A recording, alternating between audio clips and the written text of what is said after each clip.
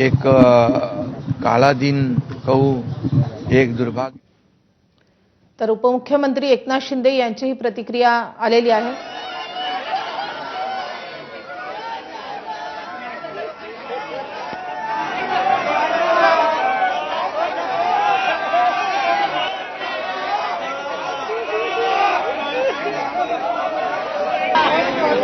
तर काही वेळापूर्वी रोहित पवारांची ही दृश्य आहेत। अत्यंत शोकाकुल अवस्थेत ते बारामतीतल्या रुग्णालयात पोहोचलेले आहेत। कार्यकर्त्यांची तुफान गर्दी इथे उसळलेली आहे। प्रचंड आक्रोश इथे पाहायला मिळतोय आणि रोहित पवार हे देखील प्रचंड भावुक झालेले आहेत। जी अवस्था युगेंद्र पवारांची होती तीच अवस्था रोहित पवारांची आणि संपूर्ण पवार कुटुंबियांची देखील तीच अवस्था आहे। अजित पवार कुटुंबियांना, महाराष्ट्राला, त्यांच्या कार्यकर्त्यांना, नेत्यांना सोडून गेलेले आहेत।